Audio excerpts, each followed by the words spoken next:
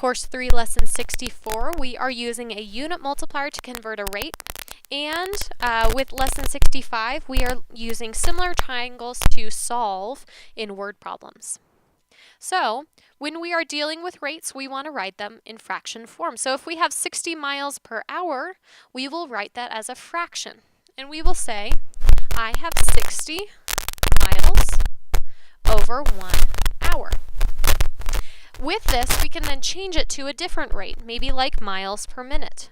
So, we could think about if we're changing it from hours to minutes, we could use one of two multipliers. We could use something like 1 hour over 60 minutes, always using equivalent measures on the numerator and denominator, or we could use 60 minutes over 1 hour. Well, which one will actually get rid of hours and change it to minutes?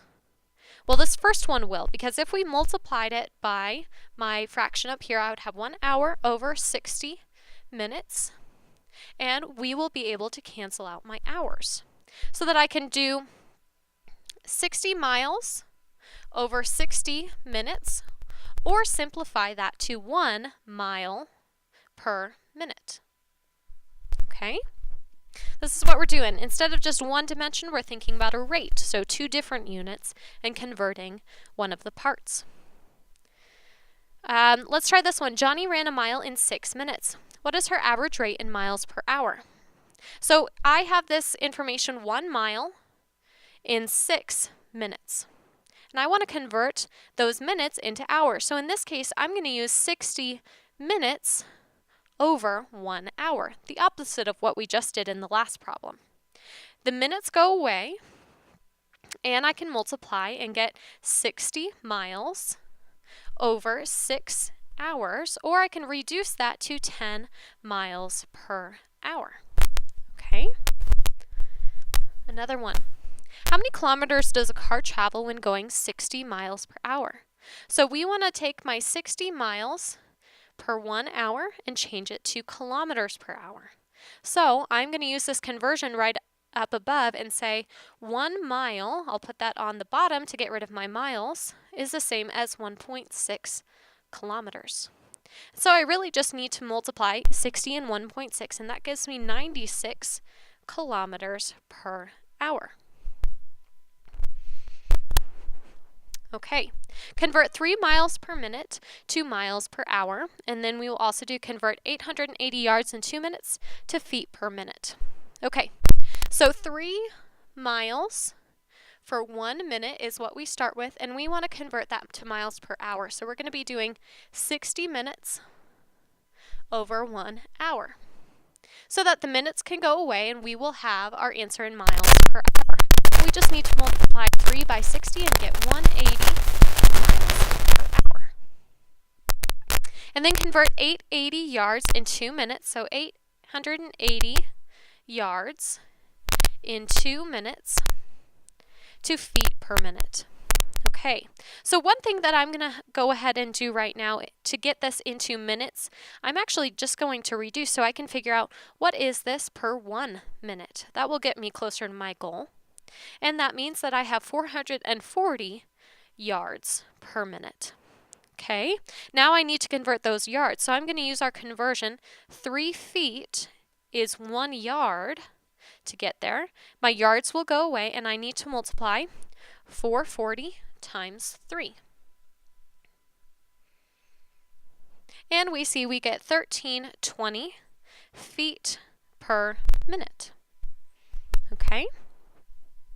All right, let's just do a couple more examples, and then we'll go on to lesson 65. So, if we take that same idea, 440 yards per 1 minute, we want to convert this to yards per second. So instead of converting the yards, we're going to change the minutes. And we're going to say, well, 1 minute is the same as 60 seconds. The minutes will go away, and I need to take my 440 and divide by 60. Well, when we do that, we will get 7 1/3 yards per minute.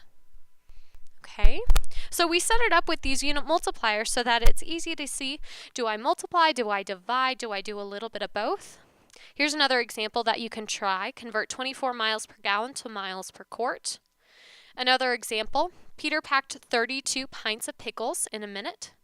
Find his rate in ounces per minute. Okay, so change those pints to ounces. And Shannon rode her bike 6 miles in 24 minutes. What is that in miles per hour? Okay, there's lots of ways to do that one, just with our normal unit multiplier, or you could simplify it down to figure out how many miles she goes in 1 minute and then scale it up. And last example here, convert the average riding rate for 6 miles in 24 minutes to kilometers per hour. So once you have it in miles per hour, you can convert it to kilometers per hour. Okay, and then figure out how far she could ride in 30 minutes. Okay, so that was lesson 64. Let's look at lesson 65. So with lesson 65, we are looking at applications using similar triangles, which means we've looked at similar triangles in the past and figured out that they are similar with things like angle, angle, angle similarity. All of the angles are the same. Or side, side, side similarity. The sides have a common proportion. Okay? So, when we look at this, we can use similar triangles to find missing measurements in a story problem.